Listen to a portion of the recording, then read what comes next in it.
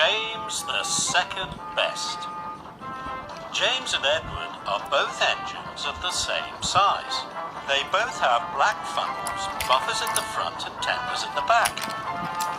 And they are both engines on the Fat Controller's railway. One morning, the Fat Controller brought a photographer to Tidmouth Sheds.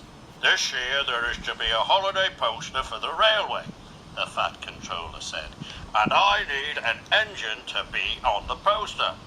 All the engines were very excited. James was sure his photograph would be taken. "I will look wonderful on the poster," thought James. "The engine on the Sodor Railway poster will be Edward," announced the Fat Controller. Edward was delighted, but James couldn't believe it. He was sure a red engine would be just the thing for the poster. The photographer tried to take a picture of Edward, but James got in the way. "James, leave the shed now," ordered the Fat Controller. James puffed sadly away. Soon the posters were seen all over the island. But James still wanted to be the poster engine. "I wonder why Edward was chosen instead of me," James puffed. "Because," huffed Henry, "Edward is always gentle with his trucks." "And he doesn't mind doing the dirty jobs," puffed Percy. "And he's always on time," chuffed Thomas.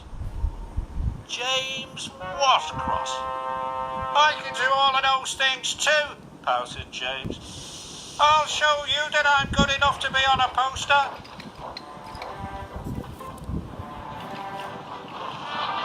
The next day, Edward and Thomas were working in the yard.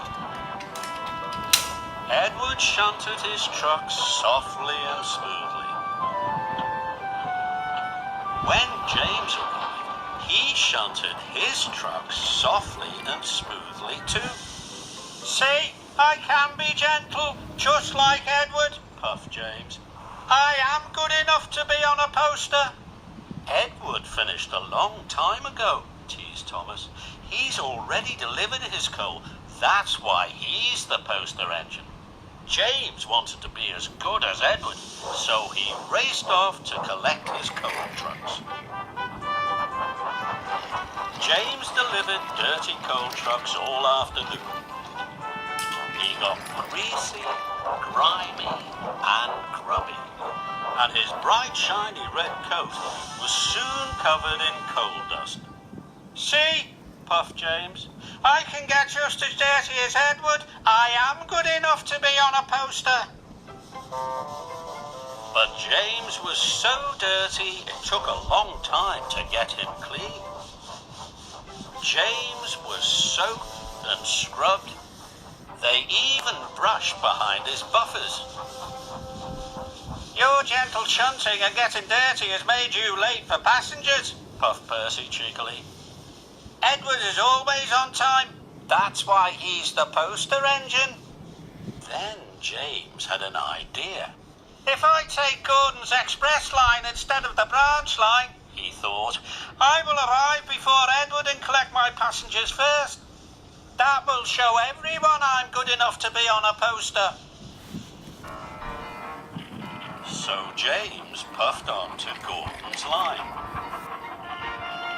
Then he raced across the countryside. James rattled over bridges and clattered through tunnels. He really wanted to get in front of Edward. James puffed back onto Edward's line. "It worked," laughed James. "I'm first." Suddenly the signal turned red. James applied his brakes and screeched to a halt. But Edward couldn't stop in time. "Sorry," puffed Edward. "I didn't have time to stop." "Don't worry," moaned James. "It was my fault for pushing in." You're finally in a poster, chuckled Thomas. Maybe you are good enough after all.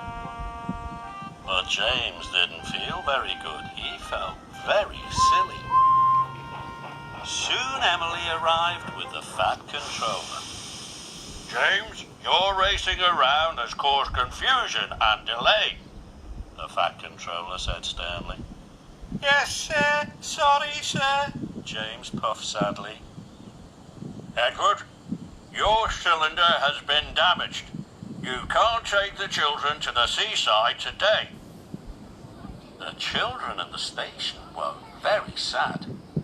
But we wanted to ride on the poster engine, the children cried. James felt worse than ever. Please, sir, James puffed. If I was a back engine, all the children could still ride on Edward. What a wonderful idea, said the Fat Controller. Edward and his carriages were very heavy, but James pushed them slowly to the seaside. His pistons pumped and his axles ached, but James pressed on. They stopped along the way to pick up more children. It's Edward, the children cheered. And look at James, he's pushing him. Isn't James a grand engine for being so kind? James was so proud it made his boiler bubble. He felt more useful than he had ever done. Even though you weren't the engine on the poster, puffed Edward, you are still really